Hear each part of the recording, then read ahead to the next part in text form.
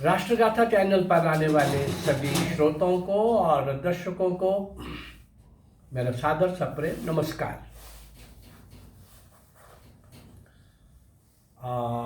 राष्ट्रगाथा channel के माध्यम से 1757 से 1947 190 वर्ष का कालखंड, जिसमें भारत माँ के अनेक सपूत सपुत्रियों ने,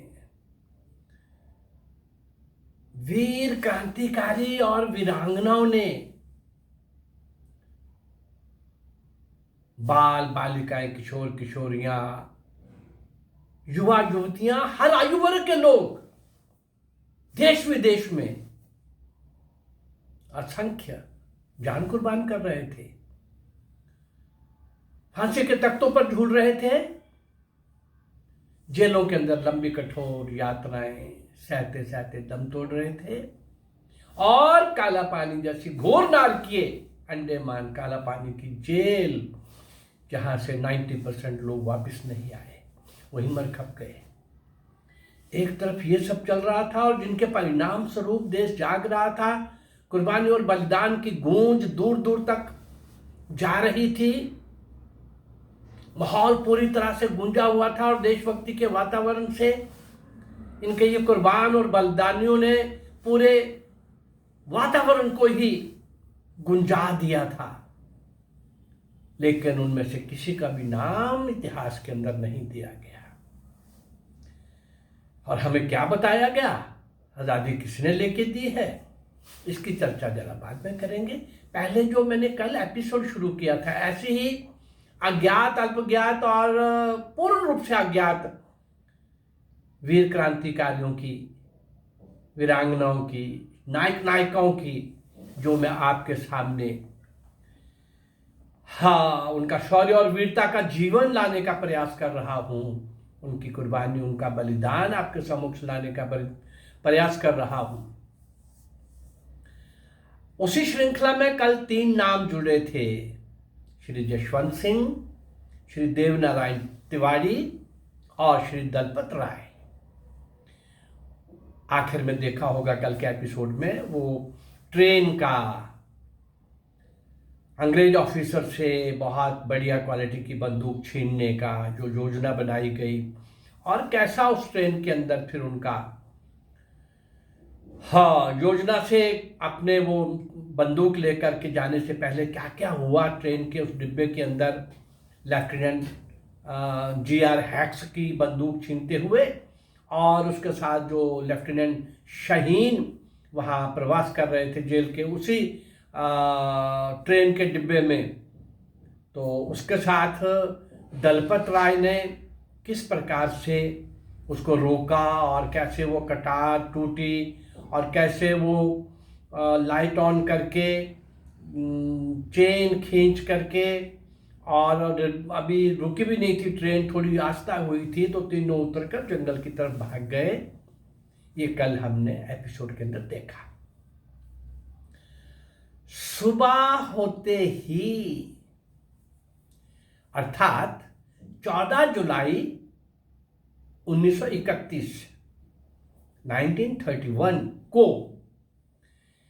लेफ्टिनेंट हैक्स निकटवर्ती अस्पताल में ले जाया गया। कल देखा था कि किस प्रकार से सोए सोए ही उसके ऊपर कितने वार हो चुके थे, उसका कुत्ता भी भौंका था। वो कल का दृश्य मैंने अब आज नहीं मैं रिपीट कर रहा, लेकिन उसमें सांस था कहीं बचा हुआ।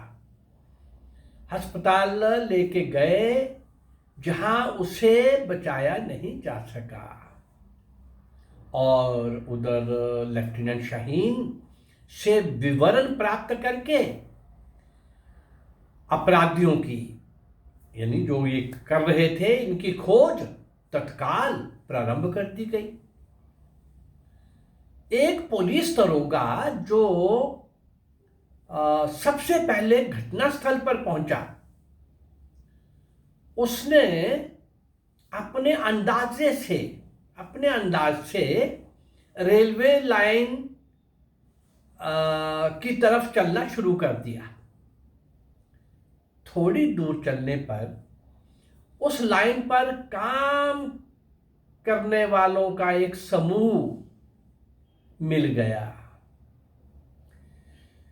जिसके मुखिया ने उसे बताया कि हाँ, एक व्यक्ति नेकर, काला कोट और जीन वाले जूते पहने हुए मांडवा स्टेशन की ओर गया है। दुर्भाग्य देखिए, बताने वाले भी भारतीय और जो भाग रहा है क्रांतिकारी जान हथेली पर रखकर देश की स्वतंत्रता के लिए, वो भी भारतीय। इधर से पीछे से शोर हो रहा था पुलिस वालों की तरफ से कि चोर चोर चोर, पकड़ो पकड़ो। इस कारण से उन्होंने वो पकड़ के, और लेकिन लोग अभी बात कर ही रहे थे कि इतने में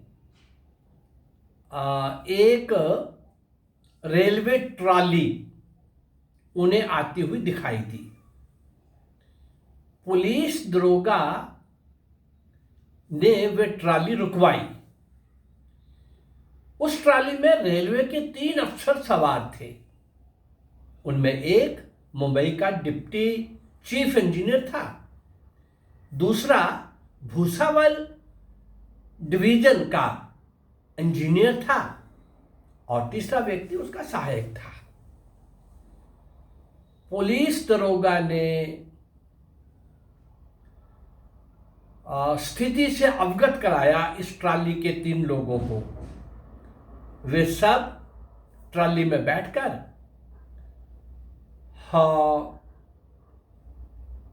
खंडवा की तरफ चल दिए। थोड़ी दूर चलने पर उन्होंने देखा कि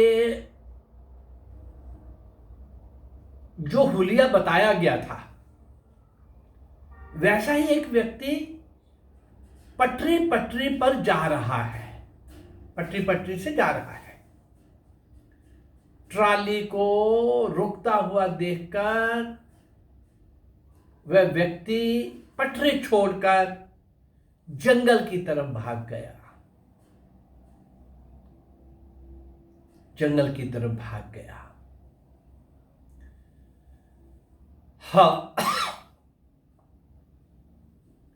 इस दरोगा के कहना चाहिए खोज के अभियान में जो भी निकट का पुलिस स्टेशन था, तो उन्होंने क्या किया, वहां पहुंचकर और सहायता की कुमक मांगी, लोग मांगे। लगभग 50 जवानों ने अब जंगल के क्षेत्र को छानना प्रारंभ कर दिया।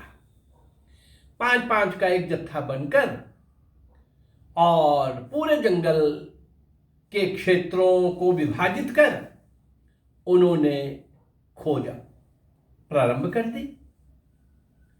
कुछ समय के पश्चात बताए गए हुलिये के व्यक्ति ने फिर रेलवे स्टेशन, रेलवे लाइन पार की और दूसरी तरफ भाग गया। वह एक खेत को पार कर रहा था कि काम करने वाले मजदूरों ने उसे पकड़कर पुलिस के हवाले कर दिया। पकड़ने वाले भारतीय और पकड़ा जाने वाला भारतीय देशभक्त स्वतंत्रता सेनानी, वो कौन था? वह देव नारायण तिवारी था। अगले दिन एक सहायक के विश्वासघात के फलस्वरूप जशवंत सिंह भी गिरफ्तार हो गया और कुछ दिन के बाद दलपत राय भी पुलिस के जाल में फंस गया। तीनों क्रांतिकारियों पर 10 अगस्त 1931 को खंडवा की अदालत में मुकदमा चलाया गया। 21 सितंबर 1931 को 1931 को जशवंत सिंह और देव नारायण तिवारी को फांसी तथा दलपत राय को आजन्म काला पानी का दंड सुनाया गया। हाँ, जबलपुर के केंद्रीय कारागार में 12 दिसंबर 1931 को 1931 को जशवंत सिंह और देवनारायण तिवारी को फांसी के फंदों पर झुला दिया गया। शहीदों की, इन बलिदानियों की, इन कुर्बान होने वालों को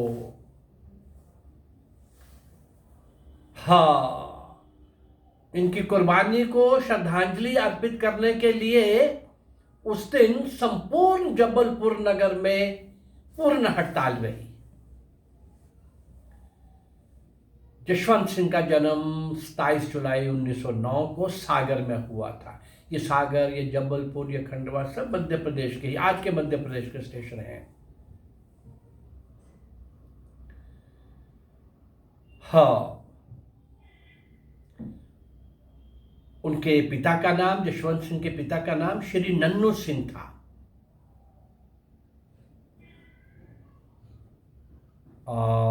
जशवंत सिंह की प्रारंभिक शिक्षा दमोह के म्युनिसिपल हाई स्कूल में हुई थी।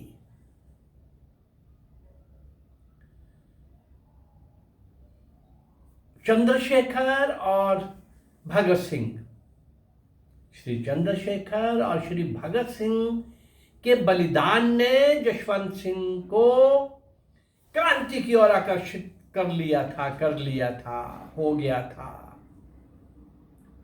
और वह रेलवे विभाग में नौकरी करते हुए क्रांतिकारियों का साथ दे रहा था।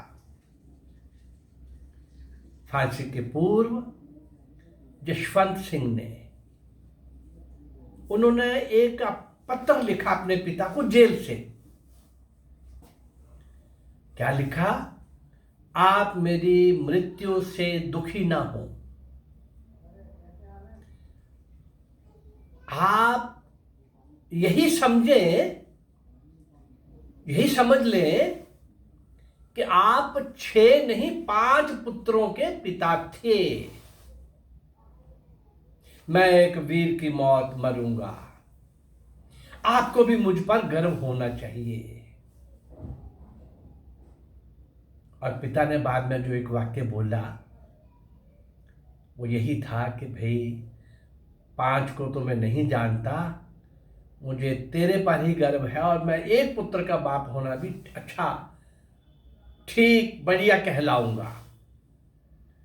यानी इस प्रकार के भावों से माताएं, उनकी संतानें, पिता, उनकी संतानें, हाँ, मित्र, बहन, भाई, ऐसे परिवारों के परिवार, आज मैं 595 वीडियोस आप तक पहुंचा रहा हूं। ये सब कौन लोग हैं जिनको कोई नहीं जानता? ये जशवंत सिंह, श्री देवनारायण तिवारी, श्री दलपत राय, इनका जो कल एक एपिसोड मैंने आरंभ किया था, आज उसको इन्हीं शब्दों के साथ, वहां जबलपुर में भी सब श्रद्धांजलि दे रहे थे उस दिन, आज हम भी श्रद्धांजलि दे रहे हैं। आज देना इसलिए भी इम्पोर्टेंट है कि इनको कोई नहीं जानता। और मेरा ये प्रयास है कि इन सब को, आज की जो पीढ़ी है, जनरेशन है, उनको पता होना चाहिए कि हमारे पुरखे, हमारे पूर्वज किस प्रकार के थे और उनके बलिदान के कारण, कुर्बानियों के कारण, संघर्ष के कारण ही हम स्वतंत्र भारत में सांस ले रहे हैं। ये सब पता चलेगा तो वो हीरो कहलाएंगे, उनके ये जनरेशन के वो हीरो बनेंगे, प्रेरणा केंद्र बनेंगे। और प्रेरणा लेकर के आज के जो देश के खिलाफ काम करने वाली ताकतें हैं, इनसे प्रेरणा लेकर के बहुत सारे देशभक्त खड़े हो जाएंगे। सारे काम सरकार को ही थोड़ा करने हैं भाई। इस सरकार से जितना हो सकता है वो कर भी रहे हैं, आगे भी करते दिख रहे हैं। लेकिन सभी काम सरकार नहीं कर सकती। समाज को जागरूक होना पड़ेगा, देश को जागरूक होना पड़ेगा, देशभक्तों को संगठित होकर एक दिशा में अपनी आवाज को गुंजाना होगा। आज भी जो 101 लोगों का लगभग इको ग्रुप है और ये नक्सली और अर्बन नक्सली और इस प्रकार के जो भी देशद्रोही हैं, वो खालिस्तानी हैं, वो अंतर्राष्ट्रीय कई तरह के षड्यंत्र यहाँ पर हो रहे हैं और उनको उनके षड्यंत्रों का साथ सहयोग देने वाले हमारे ही भारत के लोग। इसलिए तो स्वामी विवेकानंद ने बोला था ना कि हमारा देश विदेशों की सेना से लड़कर हारा नहीं, गुलाम नहीं हुआ। हमारा देश अपने ही गद्दारों के कारण गुलाम हुआ। उन गद्दारों को आज भी पहचानना होगा। देश पर आज भी कई तरह के संकट हैं। सरकार अपनी ओर से जितना कर सकती है, हो सकता है मेरे जैसे कुछ साथियों को यह भी लगता हो कि कुछ काम तो बहुत जल्दी कर ही देने चाहिए थे, किए भी हैं, कर भी रहे हैं। हाँ, अभी बहुत करना बाकी है, पर उनको भी ये लगना चाहिए कि इस देश के अंदर बहुत सारे लोग देश के लिए, समाज के लिए, धर्म के लिए, कर्तव्य के लिए, देशभक्ति के लिए किसी भी सीमा तक जाने के लिए तैयार है। मेरा इस चैनल के माध्यम से आप तक पहुंचने का और आज की जनरेशन को इतिहास, अभी 190 वर्ष का इतिहास लिया है और मैं तो सिंध के राजा दाहिर से नेताजी सुभाष चंद्र बोस तक ऐसा इतना लंबा कालखंड आपके सामने लाने जा रहा हूँ। किनको पेश करूंगा? अज्ञात, अल्पज्ञात, पूर्ण रूप से अज्ञात, कोई नहीं जानता। और हमें बताया गया आज़ादी नेहरू और गांधी ने लेके दी है। कितना बड़ा मजाक, जिन्होंने एक लाठी नहीं खाई। और ये सब लोग जरा काला पानी का कभी सुन लेना, बड़ी बार मैंने कोशिश की है, रोंगटे खड़े हो जाते हैं। नरक की जो कल्पना है वो कुछ भी नहीं है उसके मुकाबले में जो 6 फुट के 5 फुट के उस कमरे में आप खड़े भी नहीं हो सकते और शौच भी अंदर और एक ही मग के अंदर उसी पानी से वहाँ अंदर ही सब कुछ, यानी शारीरिक रूप से, मानसिक रूप से हर तरह से टॉर्चर करना है। अरे फांसी तो एक बार हो गया ना, जिसको काला पानी मिली उसका तो सोचो जरा क्या हुआ होगा और कितने लोग गए। और ऐसे सब लोगों का इतिहास में कहीं स्थान नहीं। ऐसे सब लोगों को श्रद्धांजलि देने का काम मैं पिछले 3 साल से कर रहा हूँ। 595 वीडियोस आप तक पहुँच गई हैं। मेरा ये प्रयास चलता रहेगा। मेरा ये प्रयास अगर आपको बहुत अच्छा लग रहा है तो इस चैनल को लाइक करिए, सब्सक्राइब करिए और शेयर करिए। नमस्कार, जय भारत, धन्यवाद।